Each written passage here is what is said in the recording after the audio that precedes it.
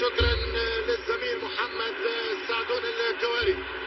أصدقائي المشاهدين متتبع البي سبورتس، أهلا وسهلا ومرحبا بكم. متقدم بين إيطاليا وإنجلترا، تنطلق على ضغط إنجليزي. فريق الدار يهاجم عن طريق راشفورد، المراوغة من ماركوس، يمشي ماركوس عرضية والترجمة من الدفاع. كرة كانت للفريق الإيطالي على راشفورد فوق الجدار في اتجاه دوناروما الباريزيان. يمشي كرة عن طريق راشفورد وكرة مراوغة محاولة لماركوس والكرة لدوناروما. فكت نتيجة الذهاب في المارادونا 2-1 للمنتخب الإنجليزي. هدف رايس وهاريك نجريتا الإيطالية. يتقدم الاتاك عن طريق شعراوي وهذه خطيرة ملعوبة دي لورينزو. تمشي الكرة عن طريق اللاعب بيراردي دي لورينزو خطيرة من الأول. 1-0 إيطاليا. ماذا قلت لكم عن الطليان؟ يجدون أنفسهم يستعسدون في كبرى المباريات.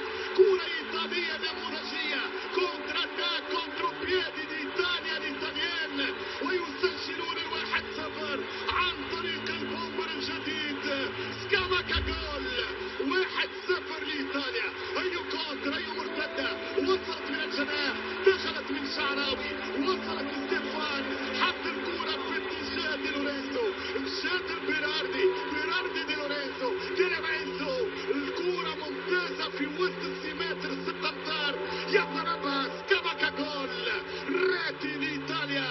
1 إيطاليا 0 الإنجليز. هنا في قلب ويمبلي العقدة تتواصل. الأزرق يعذب منتخب الأسود. 1 والأقوى اختبار. ترجع الكرة، ما بعرفش نحكيكم على رقم الآن على اسم. يمشي بالكرة عن طريق الإيطالي بيراردي صعبة جدا على المنتخب الإنجليزي. ماذا يحدث للإنجليز؟ كاد يكون الهدف الثاني. ماذا يحدث في ويمبلي؟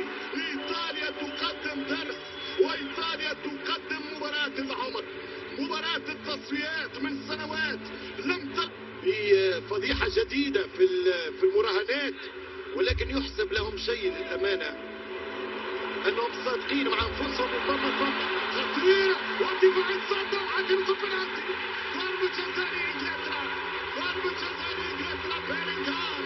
تساءلت من دقائق، بيلينغهام ما دخلش المباراة. نجم الريال يكون حاسما جديد. الفار سيؤكدها، الفرنسي يعطي الفاول. هنا الكرة بس توصل فيه، كان ثابت بيلينغهام بالزاوية أخرى. هنا تضرب مليح، لمس موجود يعتبر الحد. دوناروما عنده سوابق. هاري كين في العادة هاري وسوابق دوناروما. من سيظفر؟ يمشي هاري كين. التعادل الإنجليزي. إنجلترا تستعيد النقطة للعبور للأراضي الألمانية. دوناروما اختار الجانب الأيمن. هاري كين بثبات حد الكرة. هاري كين ضربة جزاء الحاسمة ضد فرنسا واللي قلبت البطولة وعجلت بخروج الانجلند. عدا ذلك وفي سنة من هذه الكواليتي. على فكرة الريال يحب ياخذ اخوه، والكرة ترجع بيراردي ديلورينزو عودها له، والهدف الثاني يضيع على ايطاليا. على اليسار كريستانتي اودوجي، الاولى ما وصلتش في وقتها، الثانية وصلها اودوجي، يلعب كرة على 1-2 خطيرة جدا. اودوجي والثاني لإيطاليا. مش ممكن ما شاتوش كرة، شاتوها كورنر. إيطاليا تتعملق هنا في وقت الكلام عن الانسجام، في وقت الحديث عن التناغم، في أول مباراة ليه، في أول دخول ليه. اودوجي يؤكد أن إيطاليا ربحت كابريني ومالديني جديد مع احتفاظ المقام. الفرصة الضائعة على الكرة المهدورة. الثاني كان إيطاليا بيراردي. 3 دقائق شاط الريح بيراردي، وهنا يلزم الشوط الصحيح. ترجع الكرة بالراس خطيرة وصعبة جدا على انجلترا. شوط ايطالي رسميا مع كرة طويلة من بيكفورد. يعلن الحكم الفرنسي كليمون فيلبان نهاية الشوط الأول. منتظم هاري كين عن إمكانية المنتخب الإيطالي في المواصلة بهكذا مركوب. نزيد نمشي أكثر في التساؤل، هل ممكن القول أنه إيطاليا يقع سبرينغ بوكس ضد الأسود في مباراة نصف نهائي المونديال. على الضفة الثانية نيوزيلندا والأول بلاك سيستقبل المنتخب الأرجنتيني. الأرجنتين في الركبي جاية وقادمة من أجل المونديال الأراضي الفرنسية.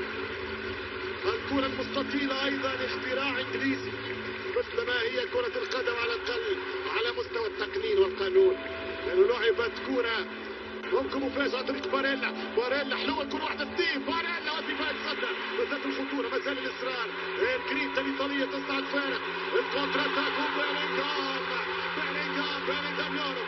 بيلينغهام يستلم كرة على طريق راشفورد. ضيعها راشفورد يحط الثاني من هدف إيطالي للقوة الإنجليزية. كونتر اتاك في كرة مليمترية. إيطاليا انتصارها في الفترة الأولى. الجواب الآن سي نعم.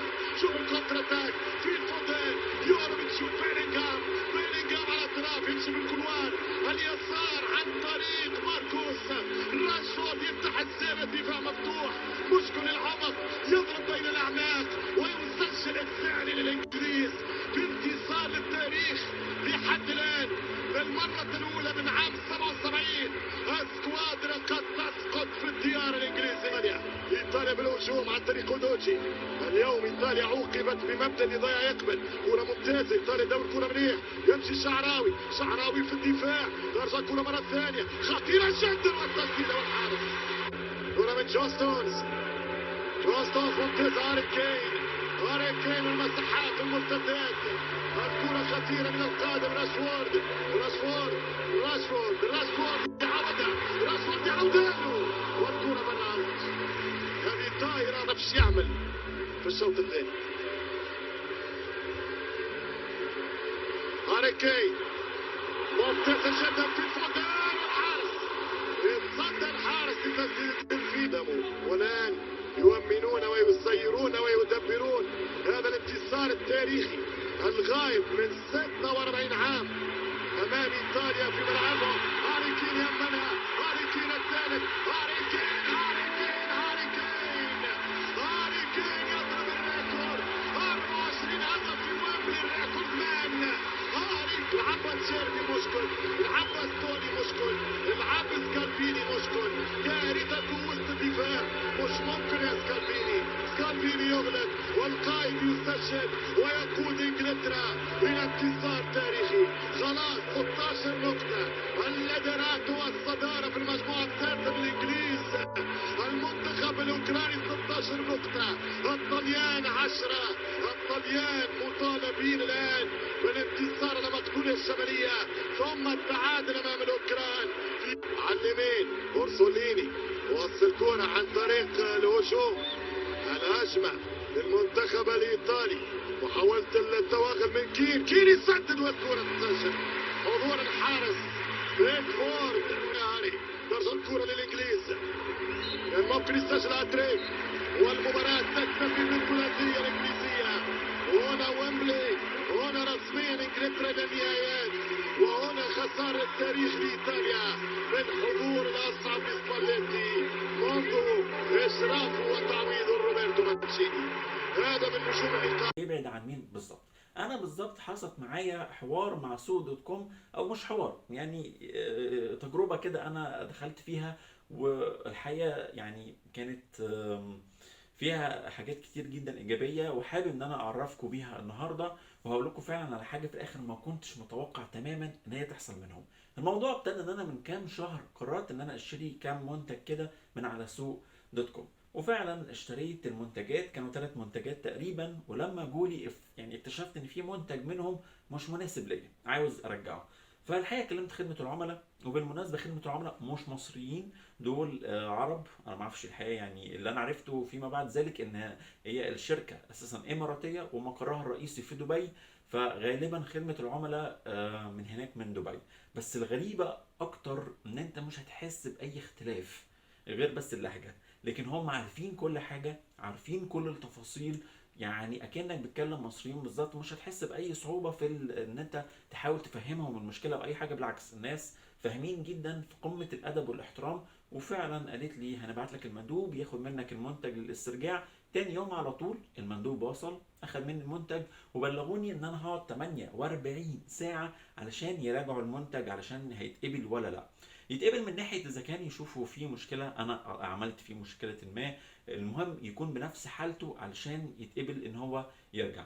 فعلا المنتج رجع بعد 48 ساعه ورجعوا لي فلوسي على حسابي في سوق دوت كوم. فانا قلت لهم دلوقتي طيب انا عاوز المبلغ اللي